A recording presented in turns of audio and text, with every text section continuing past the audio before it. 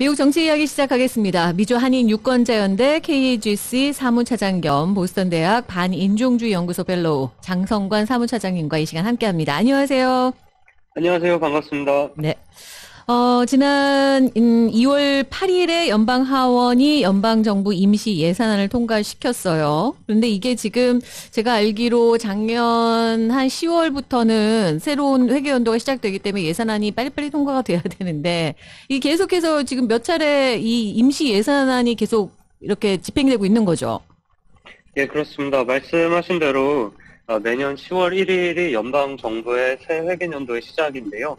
올해는 벌써 2월 중순이 돼서 새 회계연도가 4개월 반이나 지나간 상태인데 아직도 정기 예산안 그리고 1년치를 통째로 예산을 집행할 수 있는 예산안이 아직도 채택이 되지 않아서요. 그래서 무려 올해 이번 회계연도에만 2번 넘게 임시 예산안이 통과된 상황입니다. 근데 이것도 지금 통과된 게 우선 하원에서 통과된 거지 상원은 인준도 안 한 거잖아요. 예, 맞습니다. 지난주에 통과된 예산안은 사실 다음 주부터 오는 3월 11일까지 총 7주 동안 연방정부의 예산 집행을 기존 수준에 한해서만 허용을 하고요. 말씀하신 대로 아직 상원의 문턱을 넘어야 하는데요. 네. 상원에서는 사실 몇 명의 의원들이 반기를 들고 이 해당 예산안에 찬성하지 않을 것을 천명하기도 했습니다. 이 의원들은 대부분 공화당 의원 소속으로 지금 바이든 행정부의 백신 의무화 정책이라던가 기타 조치에 대해서 반발의 의미로 이번 예산안에 찬성하지 않을 거다라고 선언한 상태입니다. 네. 연방정부 예산안 이거 지금 굉장히 그래서 아직까지 통과되지 않고 있는 이런 상황들로 인해서 사실 그 안에 포함되어 있는 다양한 혜택들을 지금 일반 국민들이 보지 못하고 있는 상황 아닙니까? 그래서 오늘은 이 예산안에 대한 얘기들을 좀 해보면 좋겠는데요. 우선 그 연방 예산안이라는 거에 대한 요 앞에서도 우리가 회계연도 뭐 이런 얘기도 잠깐 했었지만 어떤 식으로 운영이 됐고 어떤 식으로 결정이 되고 그런 시기별로 좀 설명을 좀 해주시면 좋겠어요. 예, 통상적으로 정기 예산안은 매년 봄에 시작되어서 9월 말 전에 통과되는 것이 관례인데요. 3월에서 5월 사이, 그러니까 봄 정도에 대통령이 차기 연도에 국정 비전을 발표를 하고 그때 관련 프로그램과 그에 필요한 예산을 의회에 요청하는 것으로 그 과정이 시작됩니다. 네. 그 이후에 상하원에서 각 대통령이 발표한 목표치에 근접하게 지출 한도와 세수 목표를 정한 뒤에 거기에 맞춰서 또 예산안을 구성을 하는데요. 네. 이것을 버젯 레졸루션이라고 합니다. 그러니까 예산 결의안이라고 통역할 수 있겠고요. 네. 하지만 이 과정에서 대통령이 속한 당이 각 상하원, 각 원내에서 소수당인지 또는 다수당인지에 따라 예산안 구성에 큰 차이가 발생하고요. 하지만 최근 한 20, 30년간 동안은 사실 정기 예산안이 통과된 적은 드물고 대신 각 정부 부처별 예산안을 하나의 패키지로 묶어서 통과시키는 방식이 많이 사용되고 있습니다. 이를 옴니버스라고 부르는데요. 네. 근데 옴니버스 방식조차 통과가 되기 어려운 경우가 많았어서 또 이 부처별 예산안을 여러 가지의 소규모 패키지로 묶어서 그러니까 소규모 번들로 순차적으로 통과시키는 속칭 미니버스 방식이 또한 통용되고 있습니다. 그렇군요. 그러니까 정기 예산이 우리가 통과가 돼야 되는데 그게 안 되니 옴니버스, 그다음에 미니버스까지 정말 그러니까 어떻게든 이게 집행은 해야겠고 근데 이게 상원에서 통과가 안 되니까 이제 보통 이제 공화당 의원들의 반대로 통과가 안 되니까 이런 여러 가지 대안들이 나오는 건데 말씀하셨듯이 지금 오랫동안 이게 정기 예산안이 통과된 적은 거의 없다라고 얘기하셨잖아요. 그러면 이제 그 사이에 뭐 공화당이 집권한 경우도 있었고 민주당이 집권한 경우도 있었는데 이게 왜 통과가 안 되는 걸까요? 그러니까 사실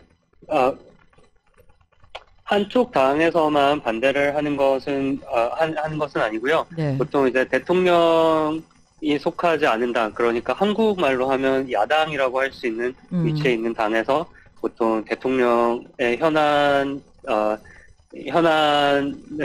대통령의 아젠다 실현을 어떻게 보면 좀 가로막기 위해서 반대하는 경우가 대부분인데요. 네. 예를 들어서 요번, 예를 들어서 회계년도 2022년에 지금 임시 예산안 같은 경우는, 네. 테네시를 대표하는 공화당 상원 의원, 마샤 블랙번 의원 같이 굉장히 공개적으로 또 강경한 입장을 취하는 경우가 있습니다. 이 의원 같은 경우는 이번 예산안에는 코케인 등 마약 사용자들에게 크랙파이프 같이 마약 관련 제품을 연방정부에서 제공하는 프로그램이 포함되었다라는 의혹을 강하게 제기하고 있는데요. 네? 이를 통해서 예산안의 수정과 또 바이든 대통령이 직접 여기에 대해서 해명을 할 것을 요구하고 있습니다. 이에 바이든 행정부의 보건복지부를 이끄는 하비에르 베세라 장관 또한 사실이 아니라고 여러 차례 답변을 했고 또 워싱턴 포스트 등 주류 언론에서도 팩트체크 보도를 내놓았는데요. 블랙번 의원을 포함한 여러 의원들은 쉽게 입장을 굽히지 않을 것으로 보입니다. 그래서 보통은 이렇게 정치적인 이유 때문에 반대를 하거나 어떻게 보면은 회방을 놓는 경우도 빈번한 것이 사실입니다. 그렇군요. 그러니까 결국은 반대를 위한 반대를 하는 거죠. 상대당의 그 예산이 순조롭게 통과되는 거를 난 절대 볼 수 없다. 그러니까 이게 실제 이제 그 핑계거리로 들고 나온 거가 사실이 아님에도 불구하고 나는 이런 이유 때문에 통과시킬 수 없다라는 의원들이 심지어 있기 때문에 지금 통과가 어려운 상황이다. 근데 이게 점점 더 심해지는 것 같아요. 한국도 마찬가지고 미국도 그렇고 이 서로 양 당 간의 이런 그 대립 관계가 굉장히 더 심해지지 않나라는 생각이 들어요. 미국도 마찬가지죠. 네, 그렇습니다. 이 정치적인 갈등 그리고 또 정당뿐만 아니라 정파 사이의 갈등과 정치적인 양극화가 미국에서는 굉장히 심해지고 있고요. 사실 오늘 이렇게 예산안 이야기를 준비한 이유도 정치적 양극화를 보여주는 또 하나의 예시라고 들 수 있겠는데요. 네. 사실 지금 지난주에 하원을 통과한 임시 예산안은 이번에 다가오는 2월 18일까지 가결되지 않는 경우에 연방정부 셧다운에 돌입할 수가 있는 상황입니다. 근데 기억하시는 분들도 많으실 텐데 사실 우리가 지난 10여 년 동안 연방정부의 셧다운이 여러 차례 있었잖아요. 그랬죠. 그러니까 그렇게 셧다운이 발생한 것은 사실 정기 예산안뿐만 아니라 임시 예산안조차 합의에 도달하지 못했기 때문에 초래된 결과인데요. 네. 뿐만 아니라 임시 예산안, 그러니까 영어로 Continuing Resolution이라고 하는데요. 의회에서 정부의 운영을 유지하기 위해 임시로 채택하는 결의안이라는 뜻입니다. 근데 임시 예산안이 최근 역사 동안 얼마나 많이 발의가 됐는지 보시면 얼마나 이 정기 예산이라는 것이 통과가 되기 어려워지고 있는지 또 점점 더 어려워지고 있는지를 확인하실 수가 있을 겁니다. 회계년도 기준으로 지난 1998년부터 현재까지 그러니까 지난주까지 네. 총 126건의 임시 예산안이 채택되었습니다. 네. 그러니까 채택 건수 기준으로 126건이기 때문에 그 안에서 결렬된 합의도 있었고 또 요번처럼 하나의 회계년도 안에 여러 차례 임시 예산안이 몇 주짜리로 여러 번 채택된 경우도 포함이 되어 있는데요. 다시 말해서 지난 24년간 시간 내에 즉 매년 10월 1일 0시를 기하기 전에 연방정부의 예산 집행을 허용하는 예산안이 채택되지 못한 경우가 무려 126번이나 된다는 것입니다. 야, 이렇게 되면 1년에 거의 한 5번 꼴인 거잖아요. 와, 엄청난데요? 예, 그렇습니다. 그래서 그러니까 임시 예산안이 이렇게 빈번하게 사용된다는 게 양극화라는 것이 원인이지만 뿐만 아니라 우리 실생활에도 많은 피해를 끼치는데요. 네. 예를 들면 일단 셧다운의 경우를 먼저 말씀을 드리자면 지난 1976년부터 현재까지 셧다운은 총 10번에 걸쳐서 발생을 했는데요. 이 중에는 물론 하루나 또는 주말인 토요일, 일요일을 끼고 이틀 정도 짧은 기간 발생한 셧다운도 있지만 가장 최근 셧다운에 발생한 2018년 말부터 2019년 1월까지 지속된 셧다운은 무려 34일 동안 지속되었습니다. 와, 이때가 트럼프 대통령 시절이었죠? 예, 맞습니다. 기억이 나요. 예, 당시에는 트럼프 대통령이 이 멕시코 국경 장벽 건설에 대한 예산을 허용하지 않으면 셧다운을 하겠다라는 입장을 취해서 발생한 셧다운이었는데요. 네. 이때 셧다운이 발생하게 되면 일단 연방 정부 내의 필수 인력 외에는 모두 무급 휴직으로 강제로 상태가 전환되어서 총 200만 명 정도 되는 연방 정부 피고용인, 그러니까 모두가 공무원은 아닙니다만은 네. 이 중에 최소 85만여 명, 그러니까 반 정도가 되죠. 이 되는 인원은 임금을 아예 지급받지 못하게 됩니다.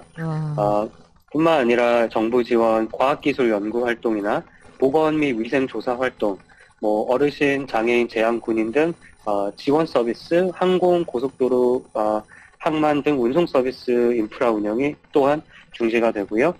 해외 지원 사업에도 잠정적인 중단이 발생을 하는데요. 이렇게 말씀드리면 이렇게 별로 와닿지 않을 수 있겠지만, 네. 일례로 어떤 음식 사업장이나 아니면 음식 가공 공장을 운영을 하시는데 연방 정부에서 시찰이나 조사가 계획되어 있는 경우 셧다운이 발생하게 되면 그 조사가 이루어지지 못하기 때문에 셧다운이 끝나고 다시 조사를 스케줄할 때까지는 그 사업체에서는 막대한 손실을 볼 수밖에 없는 것이고요. 인스펙션이라고 하죠. 그런 것들이 다 포함이 되는 거예요, 그렇죠? 예, 그렇습니다. 그리고 또 어떻게 보면 이제 국립공원이나 나사 같은 데서 제공하는 과학 교육 프로그램을 같은 경우에도 이제 학교 선생님들이 많이 사용하실 텐데요. 수업을 준비하실 때 셧다운이 발생하게 되면 이런 자료들조차도 인터넷으로도 접근이 불가능해질 때가 있습니다. 그래서 크고 작은 불편뿐만 아니라 또 거시적인 경제에서도 큰 타격을 초래하는데요. S&P에서 발표한 분석에 의하면 미 연방정부의 셧다운은 GDP 성장에 매주 65억 달러 규모의 피해를 입힌다고 하고요. 와, 또 엄청나네요. 그렇습니다. 백악관 산하 관리 및 예산국은 셧다운이 시행되면 정부 예산에 매일 약 5억 달러의 피해를 입히는 것으로 계산된다고 밝히기도 했습니다.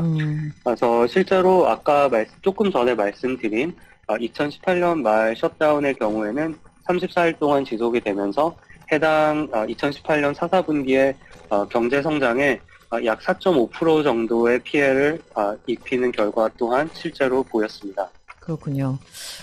그런데 만약에 지금 공화당이 이거를 심지어 정계산도 아닌 임시 예산을 반대한다. 이러면 지금 인플레이션 때문에 그렇지 않아도 힘든 상황에 이것까지 그렇게 돼서 셧다운 상황이 돼버리면 그 욕은 고스란히 공화당이 다 먹을 수도 있다는 생각이 들어서 설마 이거를 통과시키지 않지는 않을까라는 생각은 드는데 어쨌든 이게 한번 셧다운으로 인해서 이렇게 상당한 피해가 입고 기억하실 거예요. 그 당시 트럼프 대통령 셧다운 굉장히 길어졌을 때 그때 한창 겨울이었는데 그때도 공항에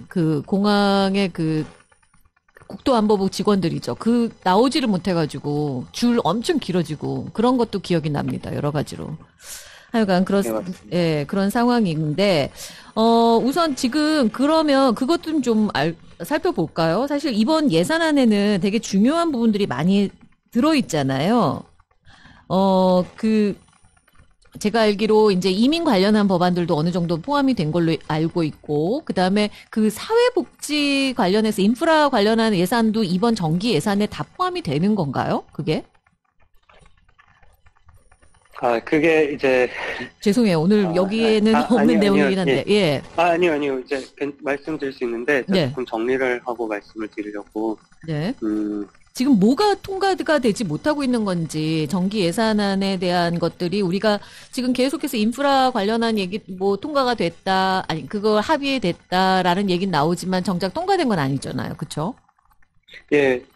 지금 주신 질문이 굉장히, 사실 전곡을 찌르는 질문이신데요. 예. 그러니까 지금 지난주에 하원을 통과한 예산안은 7주짜리 임시 예산안에 불과하고요. 예. 지금 말씀하신 인프라 법안이나 또는 이민 정책 또는 이민 개혁 관련된 조항이 포함된 예산안은 Build Back Better라고 하는 바이든 행정부에서 현재 Reconciliation이라는 절차를 통해서 통과를 시키려고 하는 예산안이 되겠습니다. 그 부분에는 이제 사회복지 프로그램을 강화하는 그런 예산이 많이 배정이 되어 있는데요.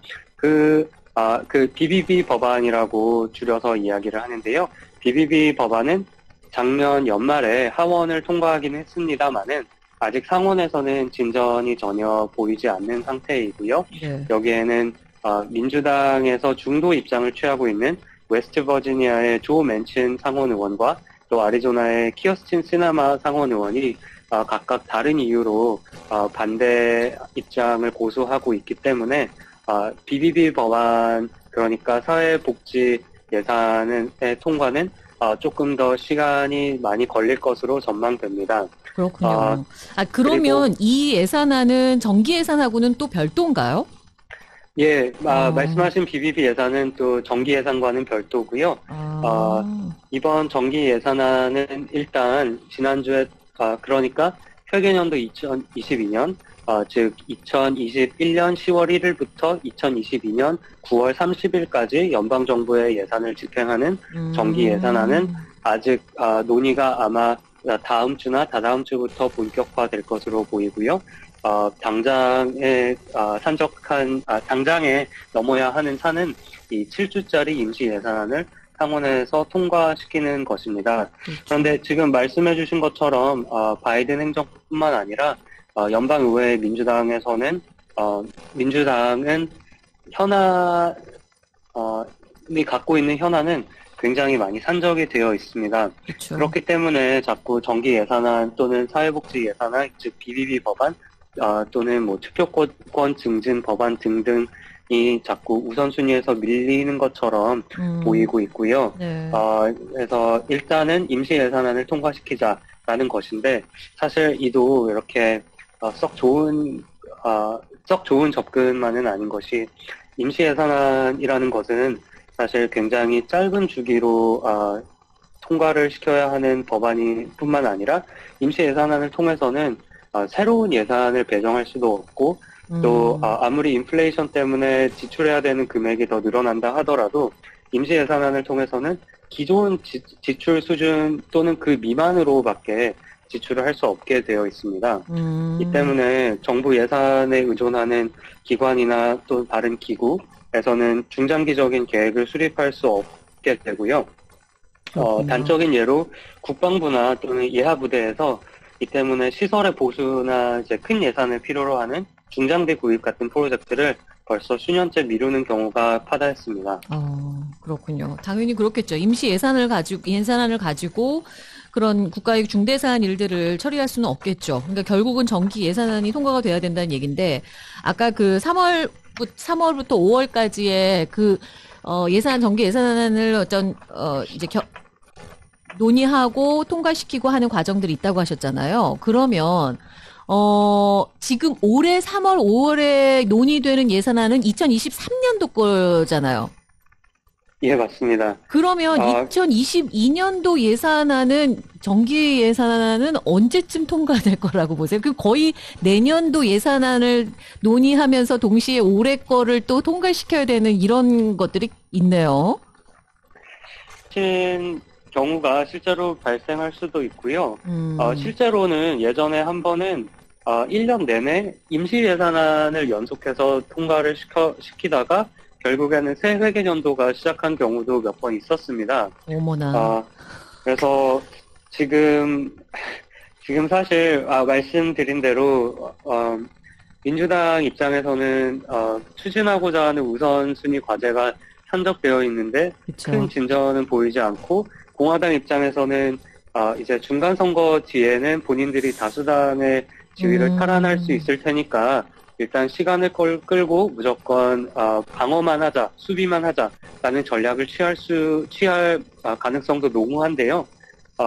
그렇게 되면 말씀하신 대로 정말 올해도 정기 예산안은 통과가 되지 못하고 결국에는 그냥 다 미뤄서 2023년 정기 예산안에 합치자라는 접근을 취할 수도 있을 것 같습니다. 물론 이 동시에 또 BBB 사회복지 예산안 등 바이든 정부에서 요청한 여러 가지 현안이 있기 때문에 어떤 것이 어떤 순서로 이루어질지는 정말 아무도 짐작하기는 어려울 것이고요.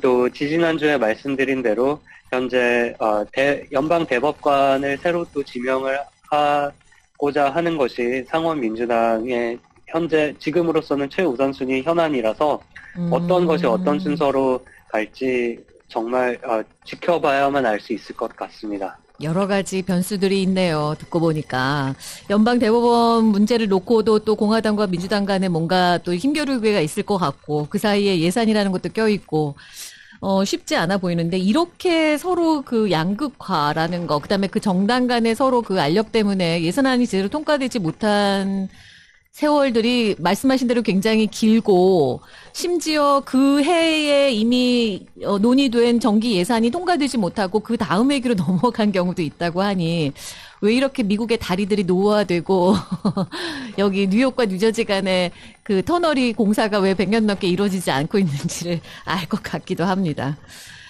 그런 상황이군요. 미국도 참 이 서로 양당 간의 이런 여러 가지 알력으로 인한 제대로 된 그 예산 집행이 이루어지지 않는 게 어느 나라랑 마찬가지라는 생각도 들고 오늘 뭐 여러 가지로 생각해 볼 수 있는 시간이었던 것 같습니다. 중요한 건 2월 18일, 며칠 남지가 않았어요. 18일에 상원에서 이게 통과돼야 그나마 셧다운을 피할 수 있다는 얘기잖아요. 네, 그렇습니다. 2월 18일 전에 상원에서 통과를 되어야 3월 11일까지 또 이 데드라인을 미룰 수 있게 되는 겁니다. 그렇군요. 근데 통과가 안 되면 바로 셧다운 들어가는 거예요? 그렇죠. 아무래도. 예. 참. 이것도 근데 임시 아니라 3월 10 통과된다 하더라도 또 3월 11일에 가서 또 이 임시 예산에 대한 또 논의가 있겠죠. 그런 식으로 계속 미루고 있는 상황이군요. 예, 3월 11일 전에는 정기 예산안이 통과가 돼서 또 같은 뉴스를 또 같은 소식을 전해야 되는 일은 없었으면 희망하고요. 네, 정기 예산안 통과됐으면 빨리 좋겠네요, 진짜. 여러 가지로 사실 이민 문제 관련해서도 많은 분들이 기다리고 계시거든요. 많이 뭐 딱히 마음에 드는 법안은 아니지만 그래도 그나마도 좀 통과가 됐으면 하는데 이런 부분들 안타까운 것 같습니다. 끝으로 뭐 하시고 싶은 말씀 있으세요? 예.